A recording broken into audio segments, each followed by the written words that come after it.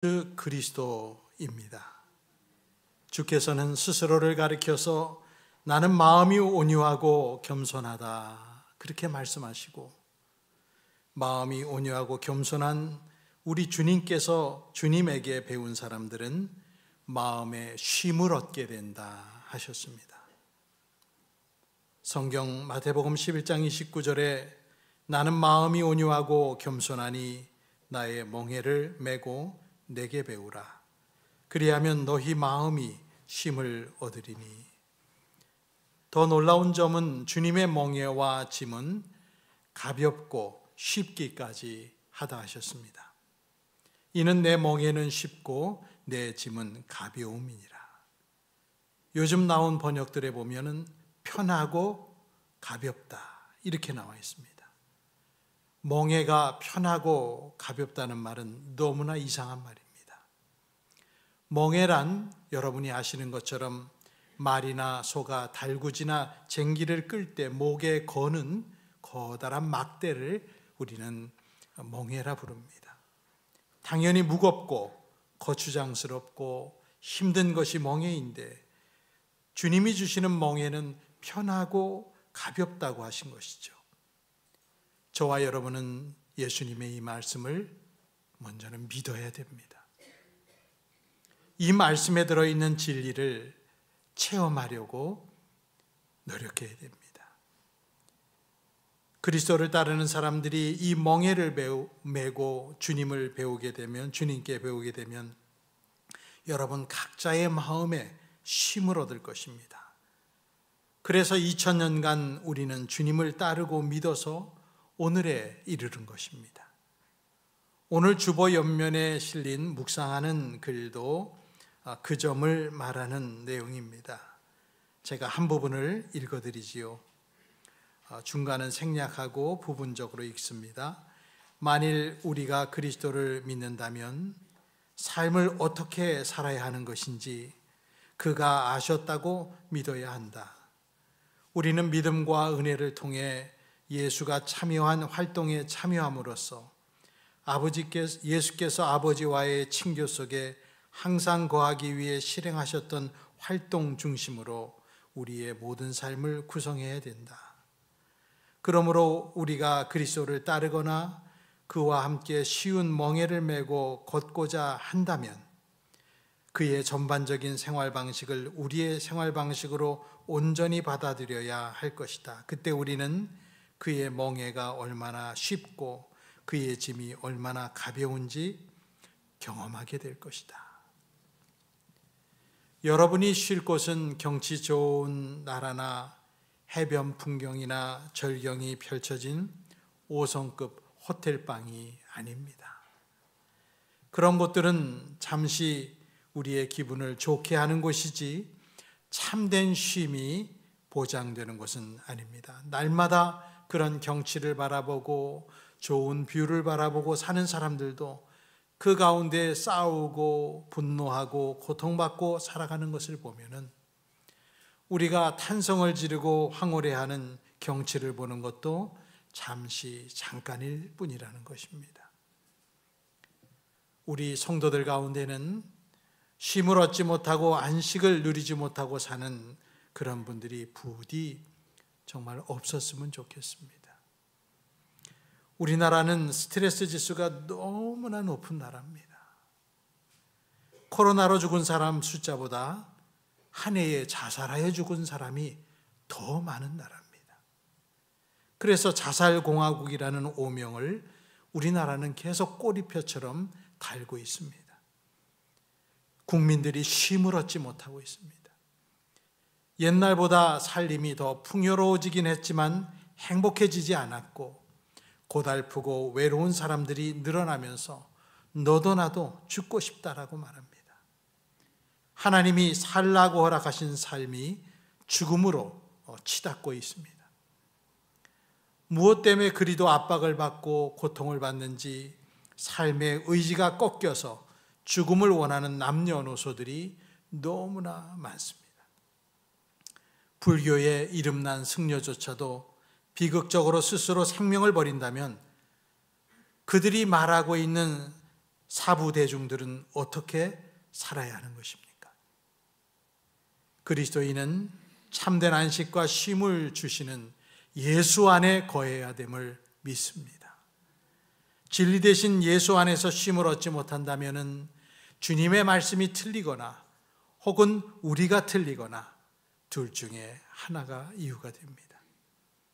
예수님은 수고하고 무거운 짐진 사람들이 자신에게 오면 그 사람들을 쉬게 하실 것이라고 말씀하시고 약속하셨습니다. 우리는 그분의 방법을 따라가야 됩니다. 주님은 가장 좋은 방법을, 가장 유익한 것을 알고 계시는 분이십니다. 자신의 계획과 판단만을 주장하지 마시고 주님의 방법을 묵묵하게 순종하며 따라가십시오. 삶의 근원적인 피곤함은 어디서부터 옵니까? 영과 마음으로부터 옵니다. 반대로 쉼과 안식도 마음으로부터 오는 것을 알 수 있습니다. 예전에 만났던 한 분이 기억이 납니다. 매일 육체적으로 고된 노동을 하는 분이었는데 공사장의 높은 고공에서 그 고공에 매달려 일을 하고 늘 야외에서 더위에 추위에 시달리고 싸우며 사고 발생의 위험을 늘 감수하면서 일해야 하는 분이었습니다. 그러나 그분은 제게 말씀하시기를 하나님께 늘 감사합니다 말씀하시며 더우면 자기는 더운 대로 감사하고 추우면 추운 대로 감사하고 자신이 일할 수 있음에 감사하며 매 순간 성령님을 의지하고 성령님과 대화하며 하나님의 충만케 하시는 은혜에 눈물로 감사하며 매일을 산다고 제게 말하셨습니다. 그래서 제가 그분에게 말씀드렸죠. 당신이 가장 행복한 분입니다. 하나님의 음성을 듣고 그분 안에 순종하며 기쁘게 일하고 가족들과 사랑하며 지내니 그것이 행복이겠습니다. 그렇게 말씀드린 기억이 납니다. 말씀하신 그분은 과거 믿음이 없었을 때와는 전혀 다르게 예수님 안에서 평화와 안식을 누리고 사니 그분이야말로 말씀대로 사는 사람이며 주님의 약속하심을 경험한 사람입니다. 성도 여러분, 겸손하신 예수님께 나아가 주님께서 여러분에게 주시는 멍에를 메시기 바랍니다. 그것이 영적 성장의 비결이고 참된 쉼을 경험하는 통로가 됩니다. 연말연시가 되면은 교회를 통해 여러분들이 맡게 되거나 또 부담을 느끼게 하시는 일들이 생기는데 알고 보면 여러분의 쉼을 위해 주께서 주시는 멍에들입니다. 그러한 멍에들이 전혀 없으면 편하기는 한데 뭔가 이상합니다. 뭔가를 미완으로 남겨두고 있는 알지 못하는 상태 같다라고 우리는 동물적인 본능으로 느낍니다. 편한데 이상한 거죠. 하나님은 하나님을 사랑하는 마음으로 일하는 모든 사람에게 하늘의 지원을 아낌없이 쏟아부어 주시고 기도에 응답을 해 주시기 때문에 주님이 주시는 멍에를 매는 사람들은 복이 있는 자입니다. 하나님은 우리들이 감히 헤아릴 수 없는 일들을 베풀어 주시는 선하신 하나님이십니다. 우리는 예수님 안에서 쉼을 얻지요. 4세기의 유명한 어거스틴은 그의 책 고백록에서 역사의 길이 남을 명언을 남겼습니다. 하나님은 저를 주를 위해 지으셨습니다. 그러므로 인간은 하나님 안에서 쉼을 얻기까지는 마음의 평안을 얻지 못합니다. 오 주님이시여, 나로 하여금 알게 하시고 깨닫게 하옵소서. 여러분은 주님 안에 안식을 얻기까지는 세상 어느 곳에서도 쉼을 얻을 수 없을 것입니다. 우리 주님께서는 제자들에게 해주신 말씀 가운데 우리들이 쉴 수 있는 한 가지 방법을 더 알려주십니다. 다름 아닌 겸손함, 어린아이처럼 자기를 낮추는 태도입니다. 고난의 십자가를 앞에 두고 계신 예수님 앞에서 당시의 상황 파악을 제대로 못하고 있는 제자들은 네가 크냐 내가 크냐 서로 누가 크냐를 논쟁을 하며 무지하고 육신적인 모습을 드러냈습니다. 그 모습을 보신 예수님은 한 어린아이를 불러 세우고 그 아이를 보게 하시며 가르침을 주셨습니다. 마태복음 18장 2절에서 4절을 우리 한 목소리로 읽겠습니다. 2절로 4절. 예수께서 한 어린아이를 불러 그들 가운데 세우시고 이르시되 진실로 너희에게 이르노니 너희가 돌이켜 어린아이들과 같이 되지 아니하면 결단코 천국에 들어가지 못하리라. 그러므로 누구든지 이 어린아이와 같이 자기를 낮추는 사람이 천국에서 큰 자이니라. 이 내용 더하기 마가복음의 기록을 덧붙여 보면은 예수님은 그 아이를 그들 가운데 세우시고 마가복음에 보면 아이를 안으시면서 말씀하셨다고 합니다. 작은 아이, 헬라어로 파이디온이라고 불리는 어린아이를 팔에 안으심으로 주께서는 하나님 나라에 대해 뚜렷하게 하늘나라에선 무엇이 큰지를, 무엇이 위대한지를 설명해 주셨습니다. 어린아이 같은 태도로 주님을 의지하며 겸손히 자기를 낮추는 사람이 큰 사람이라는 말씀입니다. 우리 그리스도인들은 하나같이 겸손으로 부르심을 받았습니다. 겸손하지 못하는 것은 우리들을 쉬지 못하게 만듭니다. 교만이야말로 인생을 가장 고되게 하고 피곤하게 하는 것이죠. 그리고 가장 위험한 일이기도 합니다. 돌이켜 어린아이와 같이 자기를 낮추지 않는 사람은 결단코 절대로 천국에 들어가지 못할 것이라는 예수님 말씀은 평생을 안식 없이 살다가 음부로 들어가야 될 불행한 사람이 있음을 알려줍니다. 평생도 안식이 없었는데 죽어서도 안식을 누리지 못하는 것입니다. 반대로 어린아이와 같이 자기를 낮추는 사람은 천국에서 위대한 자라, 큰 자라 하셨습니다. 마태복음 18장 4절. 그러므로 누구든지 어린아이와 같이 자기를 낮추는 사람이 천국에서 큰 자니라. 이 성경에 나타난 어린아이와 같다는 게 무슨 뜻이냐? 이것을 가지고 현학적으로 해석을 하려고 하는 많은 시도들을 보면 조금 우스운 생각이 좀 듭니다. 한 아이를 가운데 세우고 보여주시면서 그리고 그 아이를 안아주시면서 제자들에게 말씀하실 때 그 의미를 모릅니까? 어린아이 같지 않은 사람들은 어린아이 같다는 말도 율법으로 만들어버리는 재주가 있습니다. 이해를 못합니다. 제가 이 설교단에서 우리 교회 예쁜 정말 초롱초롱하고 귀여운 우리 어린아이들을 제가 앞에 세우고 안아주면서 여러분 제가 설교를 했다고 생각해 보십시오. 그냥 그 장면을 바라보는 것만으로도 우리 가슴 속에 메시지가 다가옵니다. 어린아이들의 수많은 특징이 한꺼번에 우리 심장으로 들어와 박히지 않을까 생각합니다. 어린아이들처럼 살아가는 순박한 성도들의 이야기를 저는 알고 있습니다. 단강이라는 마을, 남한강을 두고 강원도와 충청북도와 경기도가 갈리는 곳에 있는 마을 단강이 있는데 거기에는 옹기종기 70여 가구가 사는 마을이고 거기에 단강교회가 있습니다. 과거에 이 단강교회를 설립하고 15년 동안을 목회하셨던 한희철 목사님은 우리가 옛날 어린 시절에 봤던 손으로 쓴 그 가리방으로 쓴 소박하고 보잘것없는 주보에 성도들의 이야기를 정성껏 진심을 담아 실었는데 이 시골교회 주보가 사람들의 손으로 전해져서 이 단강교회 주보를 외국에서까지 보면서 많은 사람들이 감동받고 은혜를 받았다고 연락을 하고 선물들도 보내왔습니다. 이 단강교회 이야기를 기록한 작은 교회 이야기라는 책을 보면 작은 시골 교회의 풍경이 따스하게 다가오고 잃어버렸던 진심의 신앙생활, 순수한 신앙생활을 다시 떠올리게 만듭니다. 교회에서 있어지는 이야기들을 읽다 보면 어느새 제 오염된 영혼이 맑아지는 것 같은 느낌을 받았습니다.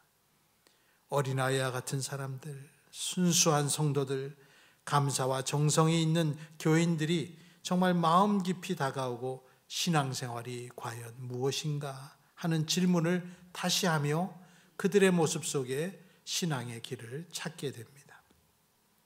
농사일 때문에 바빠서 교회를 제 시간에 못 나오고 예배 참석 못하는 사람들이 가졌던 그 고운 마음씨가 제단에 드리는 제물 못지않게 귀하다는 것을 느끼게 됩니다.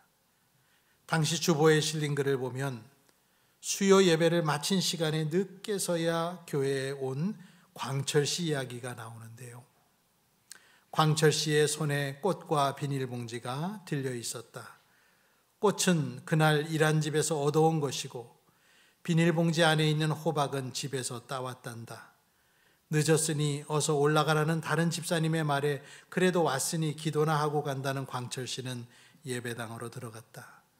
제단 불을 켜고 가져온 꽃을 꽂는 사이 광철 씨는 마루 뒤쪽에 무릎을 꿇고 앉아 나지막한 소리로 기도를 드렸다.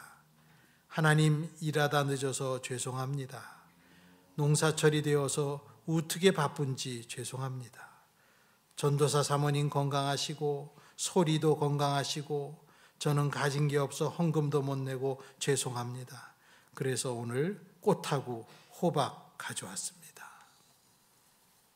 여러분, 이런 순박한 기도, 이런 순수한 기도 소리를 듣고 있으면 문득 성전에서 과시하면서 감사의 기도를 올렸던 주님 말씀 속에 이 세리의 기도가 떠오릅니다. 주께서 이 광철 씨의 기도를 들으시지 않으셨겠습니까? 단강교회의 김용옥 집사님은 수요 기도에 나오셔서 또 이렇게 기도하셨습니다. 사실 비가 안 와 애가 탈 때는 비 좀 오시게 해달라고 기도도 했습니다만 하나님, 이젠 비가 너무 오셔서 걱정입니다. 비가 그만 오시게 해주시면 고맙겠습니다. 이런 기도를 올리는 순수한 분들입니다. 저는 다른 교회에만 이런 성도가 있는 게 아닌 걸 알고 있습니다. 우리 교회에도 이런 분들이 많이 있습니다. 오늘 아침 이른 시간에 제가 교회 문을 열려고 보니 교회 문 한쪽이 열려 있는 거예요. 그래서 아이고, 내가 정신이 없어서 교회 문도 닫지 않고 어제 집에 들어갔구나, 그런 생각을 하고 본당에 올라와 원풍기를 예약하려고 들어오니까 시커먼 꼼꼼한 데서 웬 사람이 기도를 하고 있는 거예요. 주일에 일터에 나가야 하는 집사님께서 일찍 예배당에 오셔서 혼자만의 예배를 드리고 계셨던 것입니다. 아래층에서 집사님 내려오시는 것을 기다리다가 함께 기도하자라고 권하고 그분의 가정을 위해, 자녀들을 위해 함께 간절히 기도를 드렸습니다. 기도가 끝나자마자 집사님은 너무 기뻐하시면서 머리를 감싸시면서 목사님, 이런 건 너무 좋아요. 이런 거 너무 좋아요. 너무 감격을 하시는 거예요. 그리고 환한 얼굴로 정말 기쁨으로 일터로 다시 나가시는 모습을 봤습니다. 어린아이가 따로 없었습니다.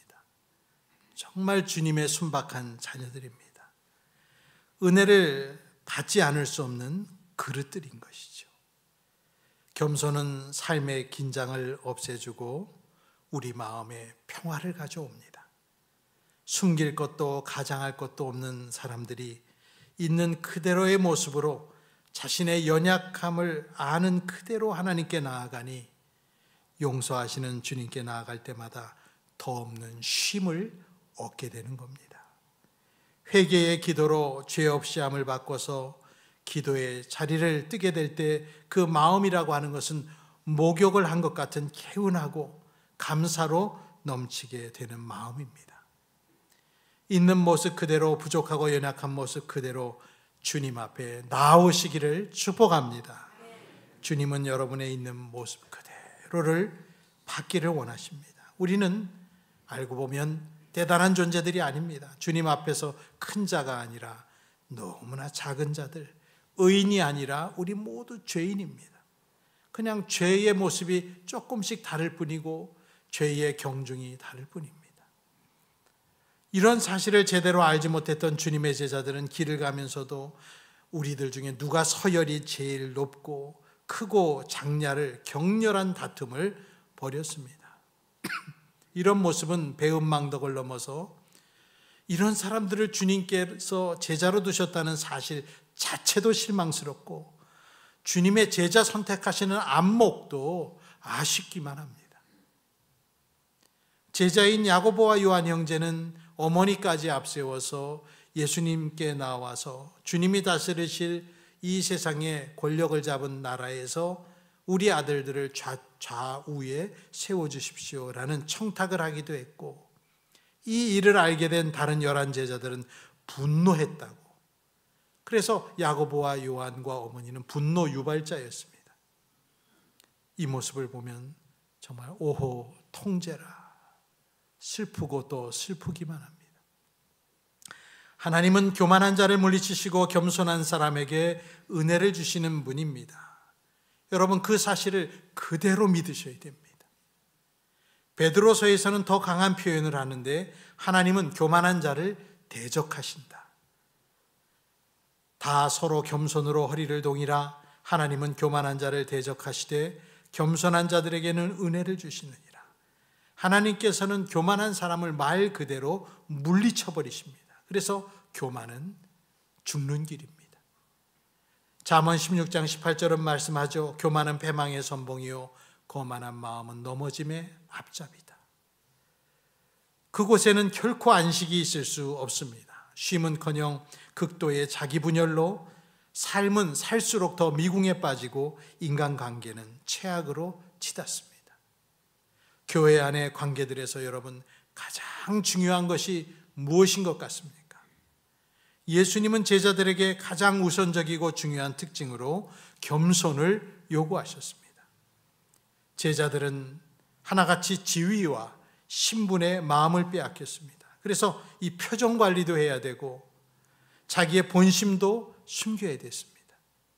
평안과 쉼이 머물 수가 없는 것이죠.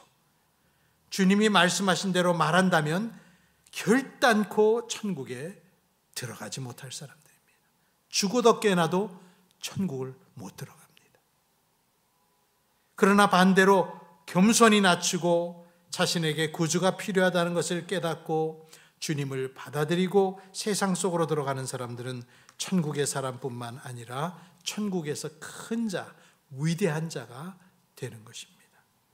주님은 나중에 마태복음 20장에서 이런 말씀도 주셨습니다. 너희 중에는 그렇지 않아야 하나니 너희 중에 누구든지 크고자 하는 자는 너희를 섬기는 자가 되고 너희 중에 누구든지 으뜸이 되고자 하는 자는 너희의 종이 되어야 하리라. 인자가 온 것은 섬김을 받으려 함이 아니라 도리어 섬기려 하고 자기 목숨을 많은 사람의 대속물로 주려 함이니라. 겸손하지 않은 사람들은 자신의 부와 소유와 권한이 자기들이 열망하는 사회적 지위와 자존감을 줄 걸 기대하면서 자신의 이익을 위해 그것들을 추구하는데 생애 대부분을 허비하고 삽니다.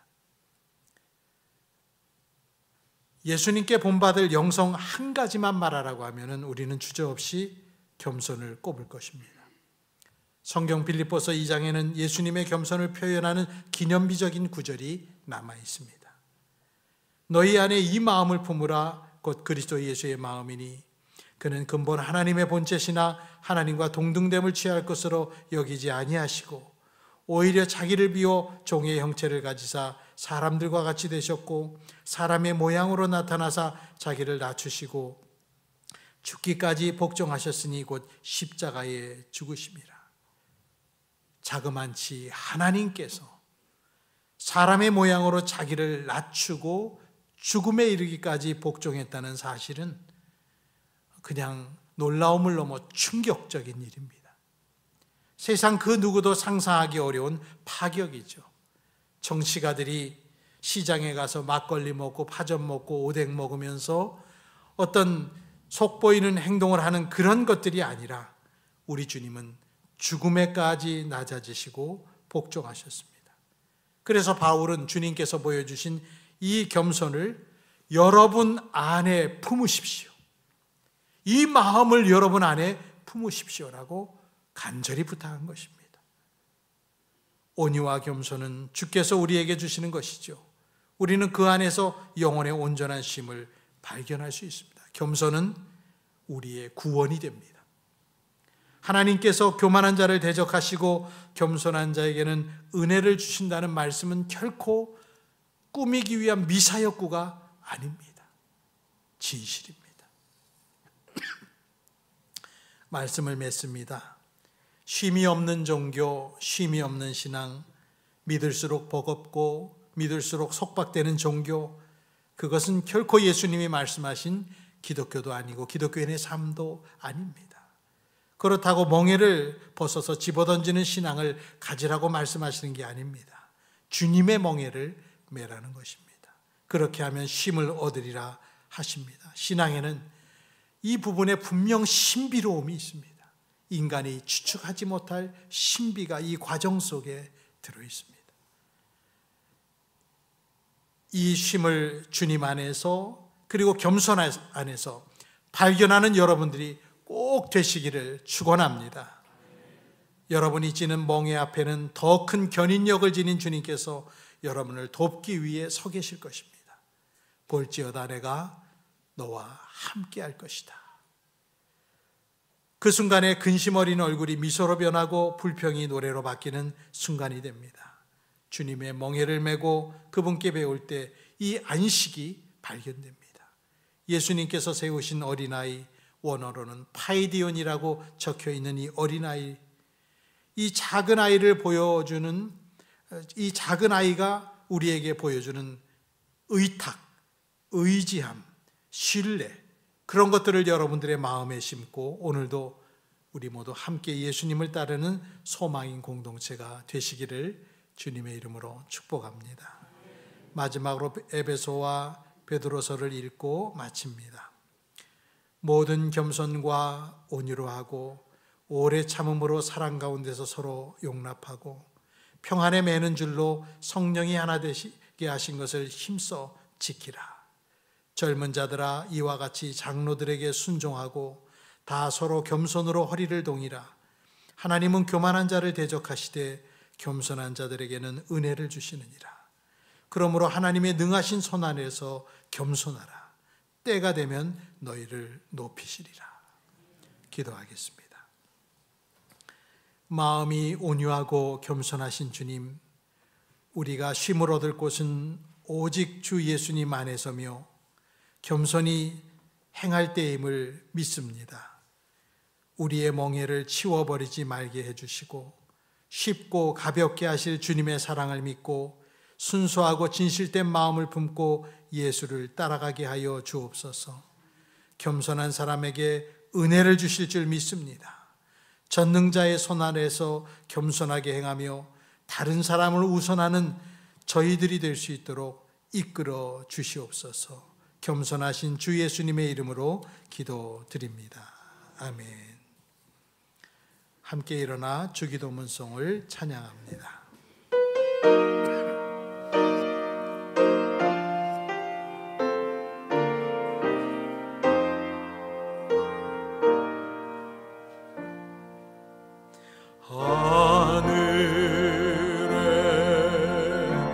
계신 아버지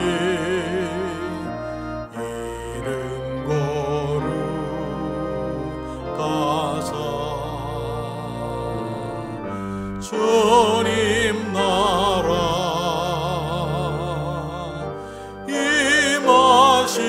임하시고 뜻이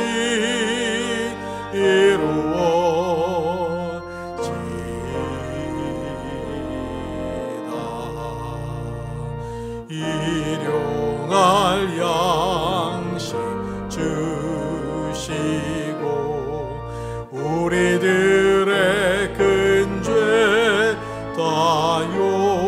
용서하옵시고 또 시험에 들게 마시고 악에서 구원하소서. 대개 주의 나라 주의 권세 주의 영광 영원히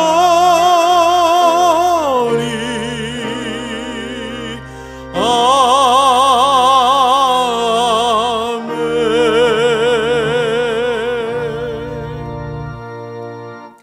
이제는 우리 구주 예수 그리스도의 은혜와 하나님 아버지의 극진하신 사랑과 성령님의 감동감화 위로하심 교통하심이 예수 그리스도를 닮으며 겸손한 마음으로 주님 안에만 거하며 우리의 쉴 곳을 찾는 주님의 거룩한 소망인 성도들 위에와 오늘도 곤고한 속에서 주님을 의지하며 주님께로 나아가는 모든 자들 위에 영원토록 함께 있을지어다. 아멘.